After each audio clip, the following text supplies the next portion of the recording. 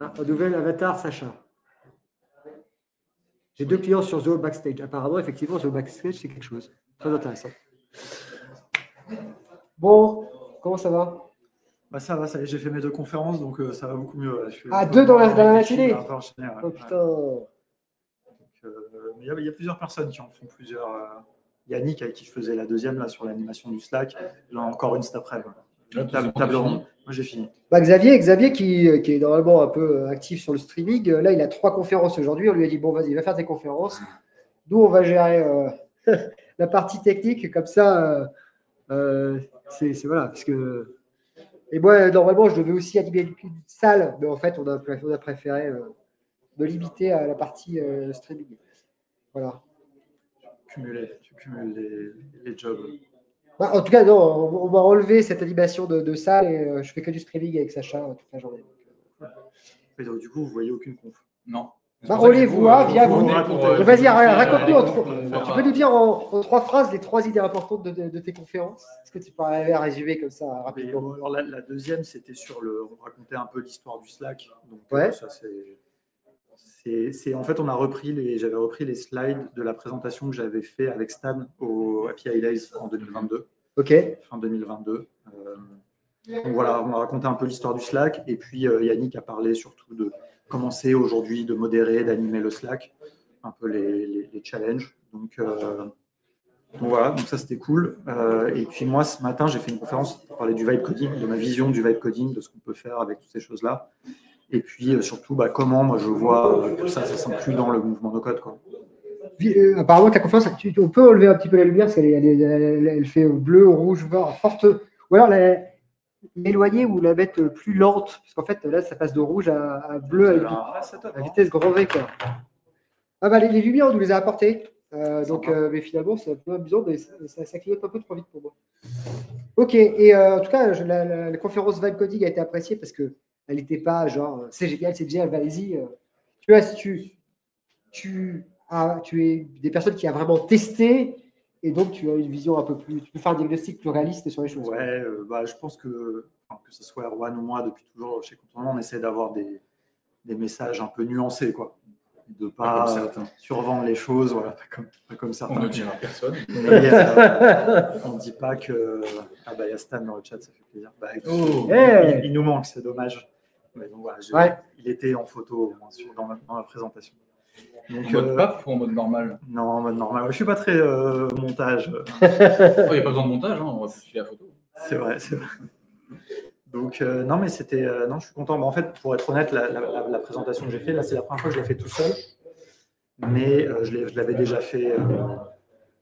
Je l'avais déjà fait quelques fois. Donc, c'est la 3e fois que je la fais. Donc, c'est un peu plus facile. J'étais quand même stressé. Tu as quand même une scène quand même de 100 places et tout. Ouais. Donc, mais je suis content. Je suis content de l'angle que j'ai trouvé et effectivement de pouvoir apporter un peu de nuances, de dire la vérité, ce que je pense être la vérité, surtout des limites de ces outils de vibe coding, mais que c'est pas une fatalité, quoi. Juste, c'est le début. Tu as combien de temps là? Tu dois partir à quelle heure, juste pour savoir? Moi, j'ai pas de. Ok. T'as eu des questions? Voilà. T'as eu des questions particulières? Il n'y a pas de questions dans la conférence. Ah, ok, d'accord. Pas toute la journée, il n'y a pas de questions. D'accord. Ce qui je trouvais pas mal parce que c'est cool les questions-réponses, mais ça prend du temps. Après, c'est dans les couloirs que ça se fait. Voilà, exactement. Moi, je trouve que c'est plus sympa. On est là tous pour discuter et ça permet un peu de se croiser. Donc voilà, mais j'ai pas croisé de gens après encore. Donc. Ok. Et donc toi, tu as une vision un peu globale de la communauté depuis son démarrage. Comment tu caractériserais les évolutions qu'il y a eu? C'est des évolutions déjà des gens aussi qui animent. Comment tu vois comment ça change? Et comment tu vois ça aussi peut-être dans les prochaines années avec des idées là-dessus? C'est difficile, hein, franchement. Là, ces dernières années, elles nous ont montré que c'était difficile de prévoir l'avenir. Hein, oui. Dans la technologie. Mais un premier truc que je dirais, il y a 2 trucs, tu vois, quand tu montres ça. Un premier truc, c'est l'évolution technique des gens, tu vois. C'est-à-dire que tu étais aussi dans la communauté depuis longtemps. On voit que maintenant, il y a des gens qui sont très, très techniques, quoi. On a tout un panel d'experts et on a toute la graduation. On a constamment des gens qui arrivent, qui débutent. C'est sûr. On a des gens un peu moins débutants, on a des gens intermédiaires, on a vraiment tout et voir des gens très experts. et tout le monde est encore là à échanger. Voilà. C'est vrai. Donc, c'est un peu- Exactement, beaucoup d'échanges, donc ça c'est génial. Et après, la deuxième chose, moi, qui me ravit, on va dire, c'est que c'est ce côté, je vais dire décentralisé, mais je ne sais pas forcément bon. Mais enfin, là, un événement comme aujourd'hui, on est dans une vraie conférence de 200 personnes, il y a du streaming, il y a plusieurs conférences en même temps, il y a à manger. C'est organisé par des bénévoles, par des gens, voilà, une personne, Amandine, qui dit, moi, je propose de faire ça comme ça, qui même me suivent, et ça marche, quoi. Et on a ça, et on a plein de petits projets annexes. On a une chaîne Twitch, franchement, qui est géniale. Enfin, moi, c'est un projet que j'adore, ce truc collaboratif. Donc, voilà, toutes ces choses-là, moi, c'est ça qui me plaît, tu vois. Derrière, il y a une asso, voilà, qui est ce qu'elle est. C'est pas toujours évident sur les questions de statut et tout, mais qui est juste là pour soutenir. Mais en tout cas, j'ai l'impression que les gens qui veulent faire des choses reçoivent partie en tout cas le soutien qu'elles peuvent et donc il se passe des choses. Moi, c'est ça que je trouve génial, tu vois. Et les deux choses mises côte à côte font que il se passe des choses vraiment intéressantes, c'est-à-dire plein à partager, à streamer, à expérimenter. Dès qu'il y a une nouvelle release, on a Sacha qui passe en ligne sur Cloudcode. Non, mais c'est hyper important, tu vois. La veille, c'était Claire et Xavier qui en parlait tout à l'heure à la première table ronde. La veille, en fait, c'est hyper important. Mais la veille, raisonnable, on va dire, pas partir dans tous les sens, pas subir le FOMO, des trucs. Donc, ouais, voilà, tu vois, démystifier, quoi. Pas LinkedIn, ah ouais, ça c'est génial, ça, si vous avez rien compris, vous êtes nul. Non, franchement, ça m'a rendu fou, là, quand il y a des gens, là, il y a un an qui disaient, ouais, si vous êtes encore sur Make, vous êtes des nuls, c'est N8N maintenant. Comme ça, chacun son outil. C'est quoi ces messages, tu vois. Mais ça, c'est que sur LinkedIn. Il n'y a personne qui a jamais dit ça dans la communauté de France. Nous, on le fait un peu pour troller, tu vois. Non, mais après, ça, c'est pas pareil. Les querelles de chapelle, tu vois. Lilian, il adore m'interpeller sur Zapier. C'est comme Xavier et Notion, non. Voilà, mais ça, c'est notre lore, quelque part. C'est notre univers. Ça, c'est cool. Ouais. Tant que c'est fait dans le respect d'esprit, tu vois. Je trouve que c'est le cas. Après, il y a des espèces de dynamiques. Typiquement à la No Code Week cette année, ce côté N8N, Make, c'est un peu excitant aussi de voir ce qui se passe, tu vois. C'est clair. Et c'est un monde en évolution tout le temps. Yannick a compilé un peu des stats là, pour la présentation qu'on a fait. N8N est le canal qui est le plus actif. Eh ben, je voulais savoir. Et vous avez, parce que en fait, la donnée de No Code France sur l'évolution des rentrées dans les channels, c'est une donnée cachée, mais qui a une valeur énorme, ne serait-ce que pour les acteurs en France. Ah ouais. Ben, tu vois, je me disais, il faudrait que je donne chaque semaine combien il y a eu de plus sur chacun des canaux. Parce que justement, je regardais dernièrement, N8N était en force, Airtable était toujours bien dans le top 1 ou 2, 3, tu vois. Mais effectivement, il y a des trucs qui apparaissent, des trucs qui vont émerger des choses. Si je ne dis pas de bêtises, c'était N8N, Make, Airtable, Notion et Bubble. Et on parle de voilà, grâce à Claire, notamment, on a pu avoir tous ces stats. Donc, ouais, je suis tout à fait d'accord avec toi. Et je ne sais pas si tu te souviens, à l'époque, on faisait un stream, on appelait le No Code Game. Et moi, c'était ce truc un peu, tu vois, c'était avec Arwan, on discutait de ça, on se disait, ça serait génial, tu vois, d'avoir chaque semaine, c'est quoi les outils tendance, ceux qui montent, ceux qui baissent. Et en fait, là, tu es en train de me faire penser à un truc, c'est qu'en fait, on pourrait carrément faire ça avec les évolutions des canaux. Et franchement, sur N8N, on le sent sur LinkedIn, partout, que N8N, ça a un buzz. Mais No Code France le valide, ce truc-là, quelque part. Il y a la data, on a la data sur l'activité et le nombre de nouvelles personnes qui s'intéressent. Tu as ce côté, parce que ça rentre, parce que tu pourrais dire, s'ils ont un super sales, il faut rentrer des gens ou ils font de la super pub, mais concrètement après, est-ce que les gens utilisent l'outil? Ça, c'est validé par l'activité du truc. Donc, tu peux corréler sur l'acquisition et l'activité ensuite. Et ça, cette data-là, hyper cher, hein. Enfin, c'est un truc parce que les éditeurs, je pense, pourraient payer très cher pour y avoir accès. Ça a énormément de valeur. Et en plus, on a une base critique qui fait que c'est pas un par-ci par-là. Non, tu as un flux continu d'informations entre 3 et 10 par semaine de gens qui rentrent dans ton univers. Et ça, ce serait marrant, tu vois, de montrer les chiffres d'évolution de rentrée par semaine, tu vois. Et tu verrais les espèces. En fait, ce qui montre une espèce de vitesse d'acquisition. Et tu verrais des moments où voilà, il y a des accélérations de vitesse. Parce que sur la communauté, effectivement, tout monte. Mais à quelle vitesse? De montrer. Oui, mais c'est quoi ça? Ça, c'est les nombres de stars GitHub sur N8N. Ah ouais. Ah oui. On a eu point un d'inflexion, bon. après, Attends, ouais. C'est pas, là, c'est pas partagé. Je peux pas partager sur ton écran. Il est plus partagé. Si, c'est le. Non, c'est bien, c'est gauche. c'est bien. Ouais, pardon. Mais c'est passionnant, effectivement. Là, on arrive à un moment de maturité de la communauté. Enfin, on est beaucoup, on a mis en place des outils et on a de la data. Et cette data, elle est intéressante, quoi. Qui est un peu un complément de tout ça, quoi. Mais... Je ne serais pas étonné, tu vois, que la courbe, si on traçait la courbe que tu disais sur N8N, elle aurait la même tête probablement, quoi. C'est du TED. C'est un Newton, Ouais, mais là, c'est sur le. Ah oui, pour nous. Les étoiles. Pour nous, oui, sur le bien sûr, canal bien sûr. de France. Et je pense que du coup, ça doit être corrélé sur à peu près les LinkedIn, le YouTube, nous, je pense aussi, avec les accès et tout. Donc, je pense que c'est vachement. Et on pourrait faire des jeux aussi marrants, tu vois. Comme tu as les adresses des gens, alors après, ça peut être biaisé, mais tu peux réussir à essayer de caractériser ces gens. Est-ce qu'ils sont des grands groupes ou c'est des jeunes. Enfin, tu pourrais faire de la stat, tu vois, sur qui sont ces gens derrière et comment ça. On a un peu de retard, mais voilà, c'est vrai qu'aujourd'hui, cette communauté aussi, c'est derrière, c'est toute cette activité et qu'est-ce qu'il y a derrière. C'est ça que c'est. Ouais. Après, pardon, là, c'est là où il faut faire attention. Le but, c'est pas de profiler les gens et tout. Non. Mais oui. Mais après, il y a Pierre aussi qui, depuis longtemps, fait une étude là, qui Justement, tourne. je l'ai là. Ah ouais, bah voilà, c'est hyper intéressant aussi. Bah attends, partage là, tu peux ou tu veux pas? T'as pas le droit? Si, mais Je sais pas. peut-être pas là. Attends, je vais le copier-coller. Ouais.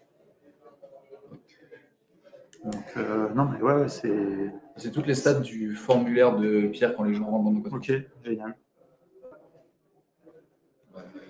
Tac, affiché On dans le apprend beaucoup sur ça. Après, ce qui serait intéressant, c'est de voir aussi l'évolution des gens, comme on disait, d'arriver à caractériser. D'avoir les graphiques sur le temps long, et le fait est qu'on a la data. Elle doit être quelque part, quoi. Moi, il y a un truc, et je suis curieux d'avoir votre avis là-dessus. Moi, il y a un truc, tu vois, que je serais curieux d'essayer de quantifier.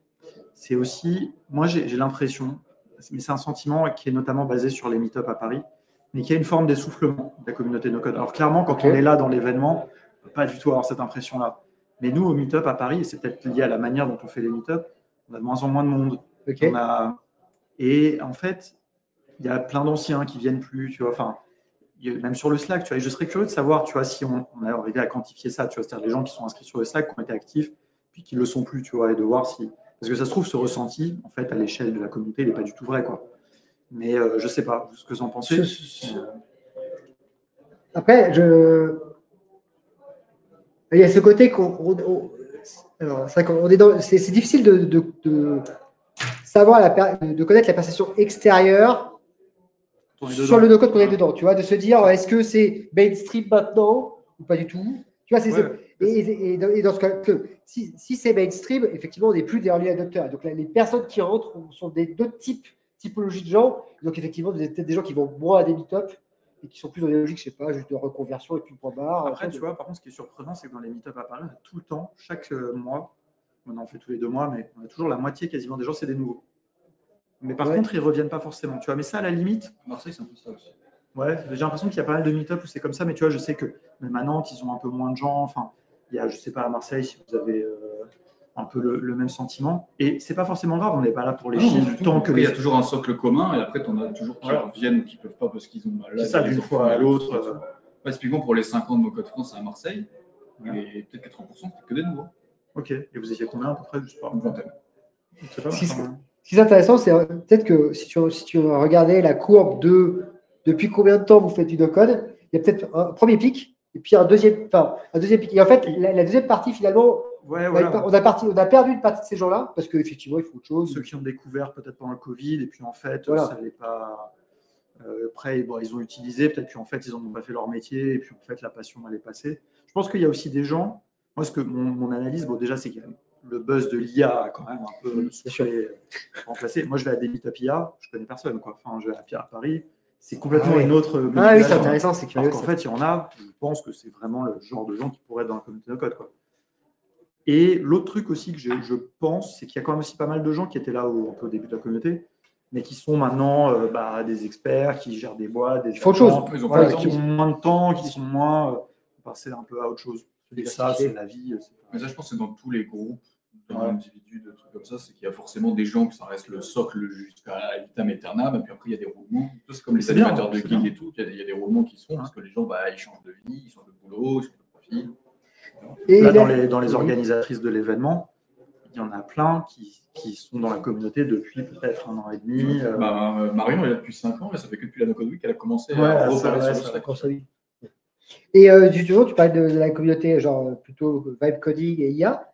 C'est quoi, c'est quoi ton impression par rapport à ce type de communauté? Qu'est-ce que tu en penses? Il y a pas mal, il y a beaucoup de meet-up en ce moment. Okay. Il y en a plein de différents. Ouais. Il y en a quand même beaucoup, c'est très, je vais utiliser un mot, je n'ai pas vraiment très Startup Nation, quoi. Ok. Ce que je considère n'est pas la communauté No Code France. Ouais. Qui sont, vraiment. Il y a des gens évidemment qui sont. Ils bossent dans les startups et ils s'intéressent à l'IA, donc ils sont dans ces meet-up. C'est très parisien, tu veux dire, comme écosystème? Ouais, voilà, très parisien, c'est souvent en anglais. J'étais le premier meet-up Vibe Coding. Ouais, j'ai envie de dire un peu ça, je ne vais pas forcément stigmatiser les gens, parce qu'il y a plein de gens super intéressants. Mais il y a un meet-up qui s'appelle Vibe Coding, qui est porté par les gens de Strapi, notamment. Parce qu'ils vont sortir. Ils ont du business derrière. Ouais, après, franchement, ils ont fait un super événement. Mais ça s'appelait, je ne sais plus, Vibe Coding, je ne sais pas quoi, à Paris. Et c'était tout en anglais. Alors que franchement, alors, il y avait pas mal d'étrangers, cela dit, j'avoue, c'était à Paris. Mais bon, quand même, je pense que 70% des gens étaient français, probablement. Mais c'est parce que Strapi, c'est une start-up, c'était chez Exa, donc c'est vraiment. Ouais, okay. Mais c'était sympa, je ne veux pas critiquer, mais voilà. Donc, côté IA, il y a aussi pas mal ce truc-là. Donc, il faut. Après, il y a des gens, il y a Ben Selman qui fait un super meet-up à Paris mais son meet-up, il faut, si tu ne t'inscris pas dans la minute, c'est liste d'attente. C'est quelqu'un qui fait le design, Ben. Ouais, il vient du design. Maintenant, il est très IA. Ouais. Mais lui, son meet-up est super, tu vois. Parce que... cool, ouais, exactement. Donc, mais lui, il le fait sincèrement, tu vois. C'est que des gens intéressants, il sélectionne. Mais bon, voilà. Donc, c'est vrai qu'il y a un peu une autre ambiance. Mais aussi, je pense qu'avec le buzz, en fait, la vérité, c'est qu'on a eu un peu ça aussi dans le no-code. Ouais. Il y a eu un moment où, bon, et puis c'est retombé, parce que ces gens-là, comme tu dis, enfin, c'est vrai qu'en fait, sont un peu opportunistes. Il y a une bulle, ils viennent un peu voir est-ce qu'il y a un truc à gratter. Puis quand ils voient qu'en fait, même l'IA, même le vibe coding, c'est technique, c'est compliqué. En fait, en général, ils passent à autre chose, quoi. Et je pense qu'il y a eu Covid et ensuite la vague automatisation. Tu vois, il y a ce côté automatisation. Je dirais, il y a 1 an et demi, on parlait beaucoup, même 2 ans, beaucoup de bake, automatisation, beaucoup de posts là-dessus. Et cette vague-là a été reprise par l'IA, quoi. Et donc, effectivement, c'est complètement le même sujet, tu vois. C'est automatiser l'IA. Enfin, c'était le sujet de la conf d'Erwan. En fait, les gens, l'IA de ChatGPT, c'est bien, mais tu veux automatiser ChatGPT, il faut utiliser un outil. Donc, un minimum de technique encore. Oui, ce que je dis souvent, c'est que les mecs qui se présentent en IA, je suis sûr que tu regardes les projets, 95% de code et 5% d'IA, quoi, tu vois. Ouais, c'est clair. Et après, bon, quand c'est du vibe coding, c'est un peu différent, mais même l'IA fait que générer du code. Mais après, tu as du code, tu as une application, c'est pas forcément de l'IA, quoi. Et c'est intéressant ce que dit Prince, parce qu'il dit qu'il. Ouais, pardon, parce que tu l'as mis. Mais en fait, c'est intéressant, on en a parlé vite fait dans la conférence, c'est qu'en fait, No Code France aussi, c'est tout un écosystème. Et donc, en fait, il y a des gens, par exemple, Prince, il dit qu'il n'est pas très actif sur le Slack. Il est tout le temps là sur Twitch. Et tout le temps là sur Twitch. Donc, en fait, et ça, c'est génial aussi, tu vois. Il y a une évolution, tu vois. Mais moi, ça, je trouve ça super, tu vois. Enfin, moi, j'avoue, je vais beaucoup sur le Slack, mais je ne poste pas beaucoup. Par contre, j'adore sur Twitch, streamer. Enfin, voilà, il y a les meet-up, il y a des gens qui viennent que au meet-up. Ils ne sont jamais sur le Slack et vice-versa. Et par contre, il y a des gens qui sont que sur le Slack, qui sont peut-être un peu intimidés de venir dans les trucs publics et tout. Tout, et c'est ça qui est génial. Il y en a pour tous les goûts, quoi. Chacun peut trouver. Et je pense, tu vois, depuis la No Code Week, c'est un peu enclenché la grande journée. Et je pense qu'après la grande journée, il va y avoir aussi des choses qui vont se passer dans la communauté parce que les gens se sont rencontrés en vrai, ils se discutent entre eux et vont potentiellement échanger, soit entre eux, soit après créer aussi des choses dans la communauté parce qu'ils ont discuté, échangé. C'est sûr qu'il va y avoir un avant et un après. Enfin, je pense. C'est sûr. Et moi, pour aller dans ton sens, et après je vous laisserai parce que je pense qu'il y a Marc et Hugo qui. C'est qu'on a eu en fait déjà une première fois ce truc-là, en 2021, j'en ai parlé justement dans la conf, avec le hackathon de Code for Good à Nantes. Okay. En fait, je pense que tu étais déjà sur le Slack. En fait, il y a toute la vague de gens, en fait, on s'est connus, en fait, le Slack de No Code France, globalement, il est quand même né pendant le Covid, quoi, en réalité. Et en fait, on ne s'était jamais vus. On était tous chez nous, machin, et donc là, on s'est retrouvés, alors masqués, et en fait, après ça, ça a pris une autre ampleur. Parce qu'en fait, se rencontrer physiquement, c'est autre chose. Émotionnellement, ça a quelque chose, quoi. Et donc, c'est pour ça que c'est génial qu'il y ait la grande journée. On fait la No Code Week. Enfin, moi aussi, je suis super content d'avoir eu. on s'est connus longtemps à distance. C'est pas la même relation qu'une fois qu'on s'est rencontrés, qu'on a pu boire une bière ensemble et puis discuter, quoi. Tu vois que les gens font soit 1m60, soit 1m90 et tu dis, ah putain, j'avais pas vu ça comme ça. Là, sur l'ordi, t'es tout en fixe. C'est vrai. Donc voilà, bon, c'est très cool. Mais en tout cas, moi, je trouve ça trop stylé que vous streamiez toute la journée. Deux derniers points. Est-ce que tu as une chaîne de Twitch ou YouTube à recommander que tu aimes bien? La mienne. Bah oui, bien sûr. Ah non, je recommande pas ma chaîne YouTube, cela dit, parce que YouTube, j'arrive pas, c'est pas mon truc. Ouais. Par contre, j'avoue, ma chaîne Twitch, bon, alors je stream pas autant que je voudrais, mais quand même, j'ai compris cette année, parmi les nombreuses choses, moi aussi j'ai fait un peu d'introspection et de tests et tout, que j'étais beaucoup plus, en tant que producteur en tout cas, plus Twitch que YouTube, quoi. Bah moi, je suis pareil. Après, j'ai connu Twitch depuis avant que ça s'appelait Twitch en 2010. C'est un peu Twitch native. J'ai commencé à regarder Comment le ça stream. s'appelait Justin TV? Non. Onid. Ah. Mais c'était que du League of Legends. Après, il y a eu Dailymotion avec Millennium. Après Millennium, il y a eu Eclipsia. Après, il y a eu Twitch. Et après, il y a eu 150 milliards de trucs. Et c'est vrai qu'après, tous les streamers qui passent en YouTube et YouTube qui passent en stream, il y a même des youtubeurs, des gros youtubeurs, des fois, ils se sont posé la question de savoir s'ils ne vont pas que basculer par Twitch. Parce qu'il y a l'interaction avec le. Ouais, mais au niveau financier, je crois que c'est ils gardent YouTube que tu bien sûr, bien entendu. Mais en termes de. Ils le disent clairement. Mais plus pour eux perso, il y en a qui préféreraient être que sur Twitch, mais parce que du coup, ça paye moins que YouTube, ils font encore le plaisir. Ouais. Moi, je prends pas du tout de plaisir à faire une vidéo YouTube. En plus, je sais même pas faire des bonnes vidéos YouTube. Alors que Twitch. Qu'est-ce qu'une bonne vidéo YouTube déjà? Ouais, il y a des codes. Ouais, oui, bien c'est sûr. clair. Mais, bon, mais ça veut dire une vidéo montée de fou. Avec la miniature, il faut y passer du temps. La miniature, ça m'en fout, tu vois. Les miniatures. Enfin, bref, donc, voilà. Donc, mais sinon, il y a une chaîne. Une chaîne YouTube. La chaîne YouTube de Knock Out France, c'est cool. Enfin, c'est bizarre. Je suis pas très YouTube. Après, il y a une chaîne que Chouba m'avait recommandée dans son épisode sur Génération Do It Yourself. Ouais. Qui a un gars qui s'appelle Matt Wolf. Je sais pas si tu regardes, toi. C'est un Américain. Et alors, j'ai moins regardé ces derniers temps. Wolf. Ouais, W. WLF. Avec un E, je crois, à la fin, un truc comme ça. Et c'est vraiment pas mal. Sur quoi? Sur Twitch? Non, lui, c'est sur YouTube. Et je trouve que c'est un des gars qui parle bien de d'IA, notamment. Ah, pour l'IA. Et qui est pas tout le temps en train de s'extasier de tous les trucs, quoi. Oh là là, alors qu'une rockstar vient d'arriver dans la salle. Viens derrière la ville. Donc, Bad Wolf. Est-ce que tu connais Bad Wolf sur l'IA? Ça te dit quelque chose? Bad Wolf. Non, pas du tout. Apparemment, il paraît que c'est un. Ouais, le deuxième. Ah zut. Ouais, lui, c'est lui. Après, il y a la chaîne de Guillaume Duvernay qui fait du. C'est vrai. C'est ça la référence. Quoi? Moins d'1 million. Ouais, marron de base. Bon, allez, je vous laisse. Dernier petit point, il faut que tu signes le petit point. Tu pourras passer. Tu as des couleurs. On a encore un peu de place. À 17h. Vous allez arriver chez ma C'est 17h. Sinon, à 14h. C'est en live là. Si tu veux dire de placer pour une demi-heure. Ouais. C'est n'importe qui. C'est une conférence que tu souhaites absolument aller voir. Mais sinon, on va. 14h, non? Cool. Et ben, on va te rajouter. Attends, je rajoute sur le planning.